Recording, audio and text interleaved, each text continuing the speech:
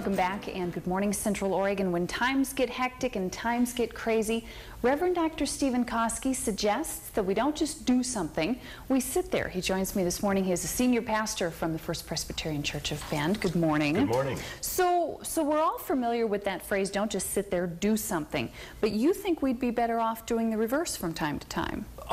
Very much so, because when we're stressed, we really want to get active. We want to try to solve whatever the problems are. And I think if we just stopped from time to time and just reversed it, don't just do something, sit there, because we fill our lives with so much noise and activity. And I think just a little stillness and silence might help us kind of get a good perspective and help just calm ourselves down a little bit. I mean, you think about it. We get in the car, we turn on the radio, noise. We usually get in the house and we turn on the television, more noise. And we go from activity to activity and busyness to busyness. I mean, even in our conversations, you know, if there's that pause, most people are kind of quick to fill that pause with more speech. And I think if we just took the time to be still, to be silent, I think our lives, our health, our well-being, even our souls would be, I think, a little richer for it. You have a story about David Livingston? Yeah, he lived in West Africa, and he had a task to deliver medical supplies from his village to a nearby village. And the culture was that no one traveled alone, which is really kind of an awesome thing, that they would travel in groups for companionship and protection. And so they were traveling to this nearby village, and being a Westerner, David Livingston realized in the afternoon, you know, if we just pushed a little harder, if we just walked a little faster, we'll get there in one day. So he went to the chief elder of the tribe with that suggestion. And the chief elder said, no, we're going to rest now. We need to let our souls catch up with our bodies. You know, and I love that. I mean, we can stay so busy. Whatever soul might mean for you, soul might mean perspective, might mean your relationships, might mean just a sense of calm, whatever it might mean, but just to stop every now and then and let our souls catch up with our bodies. You were once invited to visit a friend out in the country, and you got lost? You know, being a guy, I figured I knew where I was going. I don't need a map, I don't need directions. And I was about an hour later than I should have been. And I was speeding through one of those little towns where they tell you to slow down. And I was kind of anxious and saw the lights. And the police officer, when I apologized and said, you know, I'm so lost, I'm anxious, I can't find Evergreen Road anywhere. And he said, what made you think being anxious and hurrying would help you find your way? I was like, and by the way, Evergreen Road's right there. Yeah.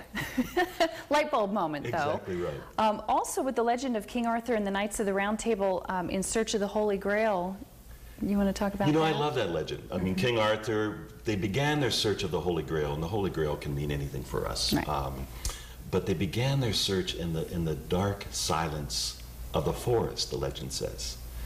Because it was only in the dark silence of the forest, away from all of that noise, away from all of the stressful thoughts and the busyness, that they could actually hear their heart's wisdom and then know which path to take.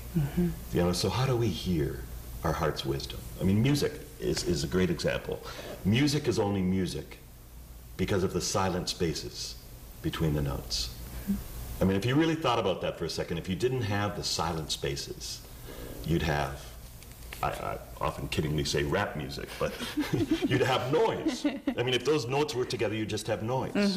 You can give two musicians the exact same sheet of music with the exact same notes, you know, and the song will sound somewhat different because the creativity, the artistry is actually what they do in the space. You know, so where is that space in our lives? I mean, how do we cultivate that? How do we nurture that? Because I think that's where our wisdom lies, really. There's a Chinese proverb that says even the fastest spinning wheel is still at the center. You know, when you think about it, that our lives really are spinning. The world is spinning. I mean, open the newspaper, look on I mean, things go at such a rapid pace. But even the fastest spinning wheel, deep down, is still at the center. I mean, Einstein once said, I mean, oftentimes we try to solve our problems by turning up the volume of our thinking. So we just try to think harder about it. Where Einstein said, you cannot solve today's problems at the same level of thinking that created the problems in the first place. You actually need wisdom. So one of the ways that I think we tap into that wisdom is actually being still. I mean, if you think about when you have your most creative ideas, when you have those aha moments, oftentimes when we're walking, taking a shower, gardening, those times actually where we do let our souls catch up with our bodies is where the strength and wisdom lies. It's okay to let your mind wander. Yeah. I mean, we just get caught up. So you have, you think something as simple as stopping and taking several deep breaths 3 times a day can really work. I really believe so. We think it's so complicated, where it can just simply be breathe, but breathe deeply. I mean, if you put your hand on your stomach and you take a deep breath, your hand should go out. Because so often we hold our breath in our chest because that's where our tension and our frustration and our anger and our fear lies. And so it's so helpful and healthy every now and then just to take a deep breath and just release all of that tension. And it can be as simple as breathing deeply and repeating a simple phrase.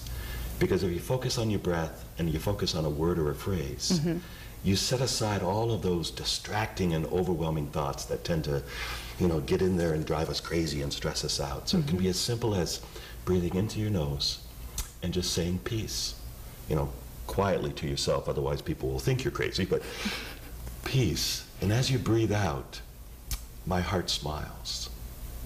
I mean, if you think about that for a second, if you imagine your heart smiling and you smile yourself, I mean, it really works. Yeah. 3 times a day, just for 3 minutes. I love this. This is a great thought for this month, too, especially with as hectic as it's getting for people and with getting ready to send the kids back to school. You're going to see me in the aisle at the store breathing in and out. It was great to see you this morning. Always a pleasure. Thank you.